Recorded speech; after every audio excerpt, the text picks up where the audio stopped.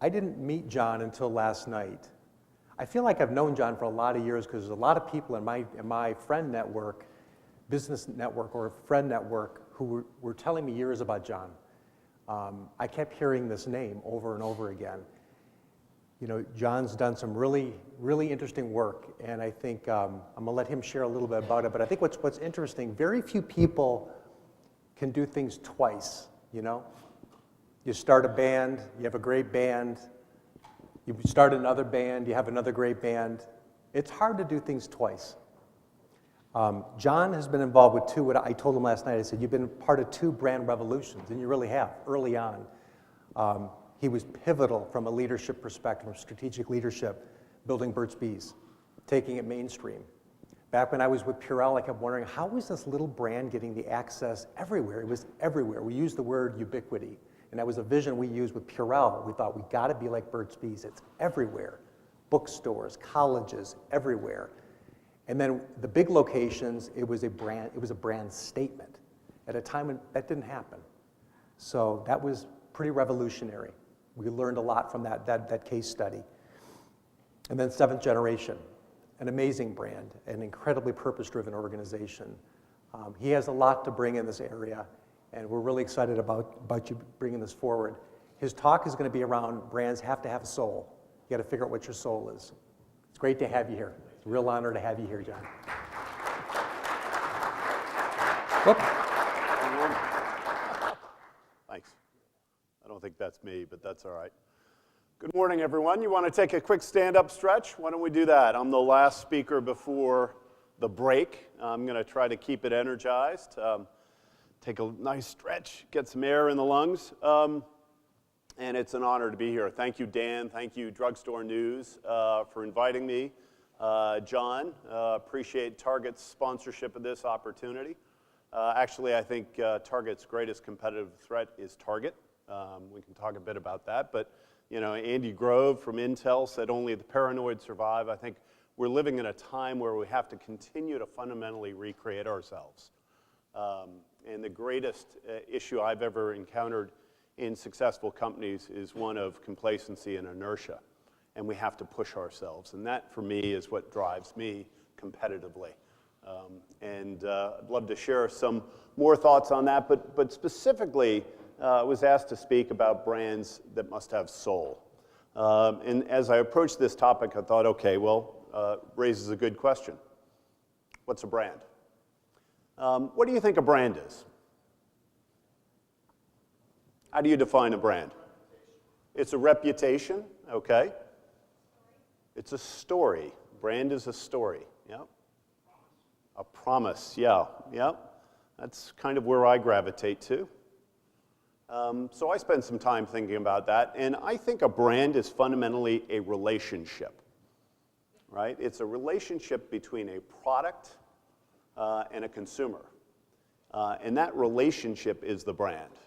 In other words, it is your promise. And therefore, I think, as I think about relationship and brand building today, the question on my mind is, how do you build a great relationship? And what's at the heart of every relationship? What's at the heart of every relationship? Trust, yeah? You cannot have a relationship without trust. And so brand building today is about trust building. That's what I believe a great brand is about. But what is soul? How do you think about soul? What are some of the words that come to mind when you hear soul? Beliefs? Mission? Emotion? Heart? Wow, I mean, that's different territory, isn't it? So one feels pretty rational. The other feels much more emotional. And I think great brands have both, right? They have the emotional and the rational. And I think brand building today is harder than ever. It used to be that you could deliver a great product with technical or functional excellence, and that was all it took. Today it takes a whole lot more. The consumer is demanding more. And so in my mind, soul is getting to really what the brand is all about. It's about that purpose, it's that mission, it's the heart. And fundamentally, it's why you exist. The consumer gives you a right to continue to exist. You know, Dan started earlier today saying about 75% of brands could go away and no one would give a damn, right? This is the give a damn. You know, why should consumers empower you to continue to exist? Brands come and they go. If we walked a Target store 10 years ago, how many of those brands would no longer be in existence? A lot of them. What are the ones that endure? How do you build an enduring brand? I think you have to infuse an enduring brand with soul. That's the heart of it. And today, the dynamic of how you build brands has changed dramatically as consumers shift. And the market is much more demanding of brands and what they expect of us. The expectations for great brands have been risen as consumers are looking for solutions. They are expecting brands to take a point of view, to take a stand, to be a positive force, and step up to the plate. In other words, they want brands to be the change. So how do you do that if you're a brand? How can you be the change? How can you stand for something that resonates and builds that relationship and that emotional bond with consumers? I think it comes down to three things.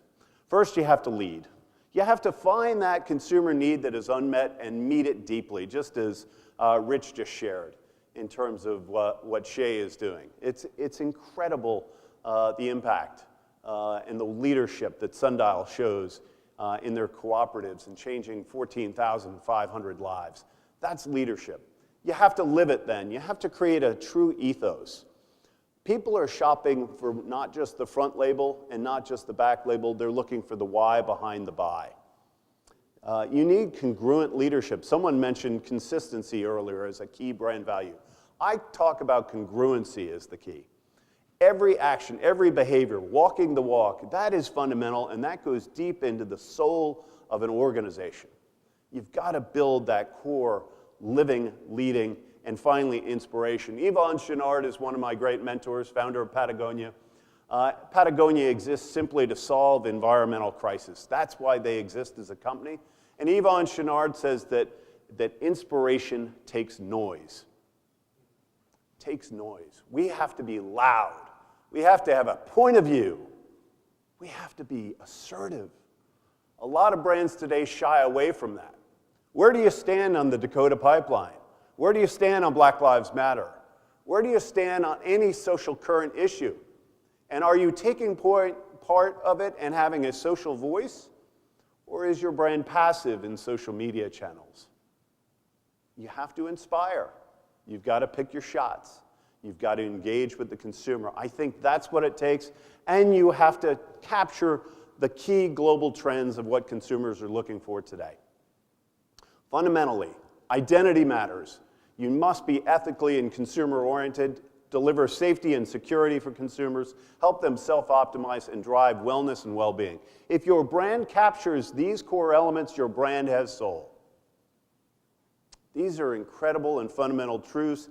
This is a deep study that's been done, and a combination of different agencies have compiled it. This is really the heart of what the new consumer is looking for. And ultimately, sorry, you wanted a picture, Dan? Go ahead. I saw that. And ultimately, you know, the key is to align with your consumers on purpose. The consumer today is shifted. They're looking for more. They've raised the bar. 68% of consumers say they're more likely to purchase brands that push for changes on issues I care about. They identify with brands that identify with their identity. Okay? Businesses are now expected to lead. Your brand is expected to lead. If you do not lead, what happens? If you do not lead, what happens? You fall behind. What happens if you fall behind? You go away. You perish. Brands that don't lead perish. It's that simple. So ask yourself, if you're building a brand today, are you leading? If not, you're perishing. It's that simple. You have to be on that leadership edge every single day. 75% of consumers are looking for that, demanding that brands take a lead. We live in a really fractured and difficult world these days. Consumers are turning to brands for those solutions. That's the mandate for brand builders today. And finally, when you do that, this is the incredibly important part, consumers will pay more. Now, we know that what they say and what they do don't always align. But I can tell you from having built 2 purpose-driven brands over the last decade that charge a premium in the marketplace, we have had accelerated growth and the consumers do pay more. So ultimately, build that brand with soul, align with consumer interest, lead the way, and they will come to you and allow you to be part of their lives, and they'll pay for that privilege. And that consumer today, the millennial consumer, is different. She is powerful, right? We are now seeing the millennial generation equal in size and soon to surpass the baby boomer generation. She's seeking education on her products. She's using social media and her friends and influencers. She's studying what's out there. She wants to learn. She wants to be informed. And ultimately, she values authenticity and transparency. These are 2 incredibly important values to the consumer today. You need to speak and tell that brand, share that brand story in an authentic and true way. And you must be absolutely transparent. And this comes down to fundamentally, when you get it wrong, be the first to admit it. If you really want to build brand trust, when you get it wrong, say you've got it wrong. When you're not great at everything, let them know. Be honest and true and transparent. We publish a sustainability report every year, and there are lots of things at Seventh Generation we are not where we want to be, and that's how we start the whole message. We're not where we want to be. We've got further to go. Here's the areas we're working on. By the way, we did some really good stuff. But if you really want to build trust, you've got to be transparent in that relationship. And more consumers are looking for that transparency. And finally, I think brands with soul ultimately reflect the changing demographics, the changing lifestyles, the changing values of the American consumer today. I think, Sundial does it beautifully, of course. I think Ben & Jerry's, one of the sister brands with our company at Unilever, really has an active voice and does this incredibly well. And I think that's a mandate for all of us to continue to think about how do we shift ourselves as the shifting demographics and value sets of the new general market really take form. So that's what I think it takes to build soul. So who's got it? Write down a couple of companies. What are the brands you admire? Which are the ones that have soul? Ask you a tougher question. Does your brand have soul? If not, can you build it? Do you see a pathway? Why don't we share some brands that have soul? What do you think?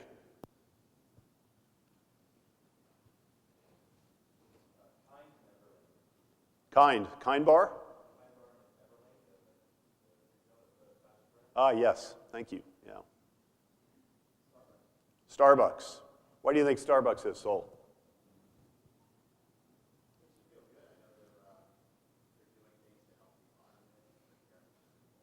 Yeah. Yeah. You get that sense the whole system is set up around a common ethos, isn't it? And Howard Schultz is pretty clear in his leadership and his voice on issues. Yeah. Athleta. What do you love about Athleta? Why do they have soul? They are really focused on empowering women. Right. You really get a sense of purpose, of clear purpose with Athleta, yeah. Yeah, there are a lot of great brands that have soul today. I wanted to share a few I love. And I want to start with this picture. It's such a privilege for me to be up here today and to be sandwiched between Rich Dennis and Eric Ryan. This is a picture that was taken a couple of years ago.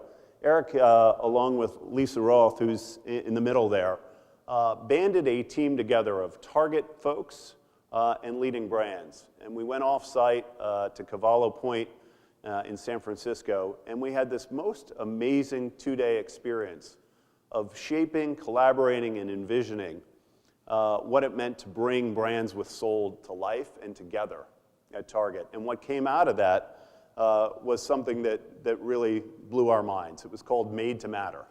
Has everyone heard of Made to Matter? So Made to Matter has existed at Target for the last 3 years. It just is being sunset right now. It was brought together over 30 brands who really thought about how we were going to bring our collective and shared mission to life through Target and offer the consumer something different and ultimately help Target build its brand, its trust, its reputation with the new general market consumer that is really looking to work with and to attribute to brands like these. And this was a great collection. And I think there's still a lot of life in this idea, and I'd love to see Target continue to progress and think about how it uses its power of curation to bring movements like this together. And there's a much broader movement afoot too, and actually Rich brought it up. It's called benefit corporations, and so it seemed like not many of us understood what B Corps were. But benefit corporations are now over 2,000 strong. They're across the world. And benefit corporations believe in one fundamental issue, which is we can use the power of business to solve social and environmental problems. That's what we have in common. There's a certification program. We rate, we assess ourselves. We do it openly, authentically, and transparently. You can see every one of our ratings online. So if you go to B Labs, you can check out how Seventh Generation is doing. It's a wonderful thing. It's something that Eric and I have chatted about on Method because Seventh Gen and Method are great frenemies, right? They make us a better brand and a better business. We compete with them. I look at their B Corp score all the time, and I implore my team to do one better. You know, keep going. They're ahead of us here. How are we going to pass them? It's a great collaborative rivalry, but it's also a powerful partnership. And I think you see more and more brands like this really building soul and taking heart.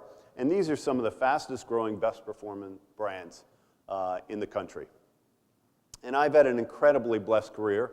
I've been able to work with several soulful brands. Guinness is all about power, goodness, and communion. I had the benefit and privilege to work on the Dove brand and work on the campaign for Real Beauty, on Burt's Bees, and now Seventh Generation. I'd just love to share a little bit about some of those brands. First of all, Dove. I think Dove is a great case study of finding your soul. Dove is a brand that's been around for 60 years. Everyone heard of Dove, right? Now, how many of you have a positive disposition to Dove? A lot of you. Why is that? If you really ask, why is that? You can think about, well, it's a different beauty bar. It's a great product. And I think that was sufficient for about 45 years of Dove's life. But Dove had to go further. It had to stand for something more. And Dove realized that they had the unique power to use their voice as a beauty brand to really debunk stereotypical views on beauty.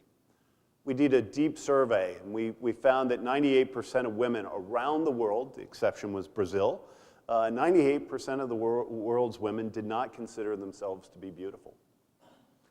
And that they actually felt less good about themselves after reading a beauty magazine. And that translated right into young women, and it's incredibly important for young women to feel a deep sense of self-esteem. And so Dove went out, and we had a $400 million marketing budget. And we said we're going to change how we spend that money.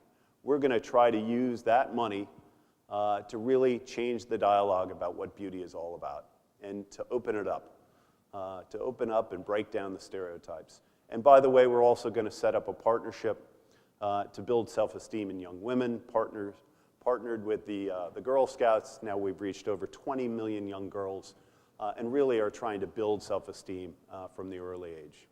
I think with that, with the campaign for Real Beauty, Dove has found its soul. And I think as a result, Dove will be an enduring brand. It'll be a brand that our children use and their children use.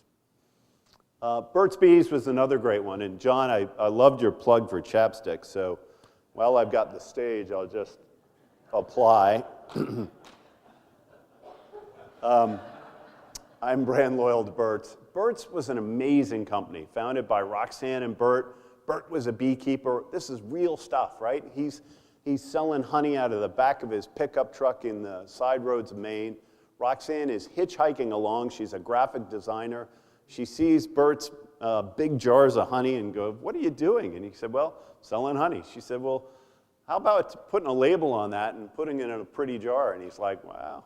And so she did just that. She crafted a label called Burt's Bees Honey, put it in small jars. Lo and behold, it started to sell better. She looked at all this beeswax he had and started to make products out of it, and the rest is history. And Burt's Bees, really at the heart of everything that Roxanne and Bert stood for, was all about goodness, right? And the business model was called the greater good. And so everything that Burt's did and considered in every decision they made and every investment, in every product launch and every consumer communication, it was about doing good. How do we do good for consumers? How do we do good for our community of employees? And how do we do good in the world? And it was called the greater good business model. Every single employee understood it. And by the way, we also tied all of our bonus and incentive compensation to how well we were doing against the greater good. True congruity and alignment right throughout the business, in every piece of the business. And Burt's flourished as a result of it. And finally, I've had the privilege of working the last 6.5 years on Seventh Generation. Seventh Generation is not a new brand. We are coming up on our 30th year. Again, an incredibly impassioned founder, a great backstory, and real clarity of mission. Our mission today is to inspire a consumer revolution that nurtures the health of the next 7 generations. Again, inspiration takes noise. We have to stand for something. We're trying to drive a revolution, not just an evolution. We're trying to really help consumers step forth and do what's right for their health and well-being, and understanding that they have the power to change that dynamic and to change the industry in so doing. So we're really clear on our vision, which is to be the most trusted brand in the industry through our principles, our practices, and our partnerships. And what we do and how we do that is to draw from the great law of the Iroquois Confederacy. So the maxim and where we get our name comes from a principle that was formed by the Native American tribes long before the United States was a nation. And that is called the Great Law, and it says that in our every deliberation, we'll consider the impacts of our decisions on the next 7 generations. These are the core principles, values that guide our company and have built us. And importantly, this mission matters. It matters. When we talk to consumers, what we find is those consumers who understand our mission are 3 times more loyal than those who don't. An incredibly powerful tool. If you have a clear purpose and mission, build it with your consumers. It builds loyalty. Mission builds loyalty. And mission also builds value. Those who understand our mission are more inclined to pay more, and that gives us great power as a brand. So mission builds loyalty, and it builds value. And incredibly important in all of this is transparency and authenticity, because that is the heart of building brand trust, and trust is the core of relationships. Trust is the core of every brand. So transparency is key, as is authenticity.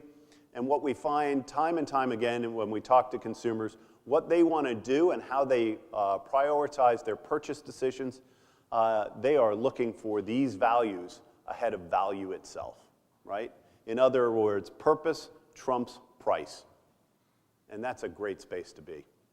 So that is really the core of it. And what we're pushing for today is to change the way our industry works. Now imagine if you went to Target to buy food and there was no ingredients. There were no ingredients on the label. Would you be inclined to buy that? No, right? I mean, of course you wouldn't. If you didn't know what was in your food, you wouldn't buy it, would you? I mean, that's a consumer behavior that's actually only shifted in the last 2 decades. But it's really powerful and it's set. And so labeling ingredients in food is required. Labeling ingredients in personal care is required. And yet, you know, any mothers in the audience? Yeah? Any of you worry about whether your kids get into the cabinet under your sink where your household chemicals are kept? You know, that's a great fear. I know it is for me and my wife. And yet, there are no ingredient requirements on home cleaning products. And so we've been trying to drive that change. We've been using our form of social media. We've been advocating. We're driving law and reform in the state of California right now. We've got a bill going through the Senate that we're incredibly proud of. And we've had Target join us in stepping forth as a leading retailer to make ingredient disclosure a requirement for all brands in home cleaning. That is using our purpose and transparency to drive what's good for consumers to help them make better and healthier choices every day. And that's part of how we're bringing it to life. But again, this is not just about brand, this is about the entire soul of the organization. And I think what's really important here is cultural housekeeping, right? It's building the right powerful culture and alignment around that, because consumers, again, look through beyond the product itself into the company that's selling that product. And so if you think about yourself as building a culture that supports and influences your brand, then you will truly have that congruity and that soul. And you've heard enough from me. What I'd love to do now is share a short video with you about our company, and I think you'll feel that sense of soul coming through. We have a fundamental belief that you can't live a healthy life on a sick planet. What we put in our bodies, on our skin, and in the environment around us directly impact our health and well-being. Seventh Generation was created as a socially responsible company to inspire a consumer revolution that nurtures the health of the next 7 generations. Using everyday products in order to inspire a big transformation in our lives. For me, it informs and influences all of the decisions that we make. and you can see that in our aspirations.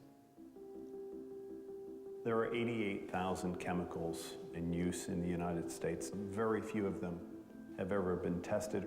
We believe there's a better way. Plant-based products that really work, that are affordable, that are safe for people and for planet. We've been a leader in green cleaning and green personal care for 25 years. Seventh Generation was one of the first companies to launch recycled paper products in the very early 90s. We were one of the first to put our ingredients on the back of our home care products to eliminate phosphates from auto dish liquids. And so doing on our own products affect the supply stream, moving the industry. I'm a big believer in the power of business to do good for the communities around us. When every company mirrors our principles, we've succeeded. I decided to dedicate my life and the work that I do to something that I could feel good about. To further what we're already doing. How do we become a zero waste facility? How do we reduce our impact? How do you be an advocate for creating change? We live our mission and our values within our own walls. It is a community. It's how we treat each other, how we take care of each other. We are going to prove that you can do things differently. Sustainability is a journey. It starts with me, it starts with my family. What are they going to think about for their children and the world that they're going to live in and what we're going to leave behind? My job is to improve it, to leave it a better place than I found it.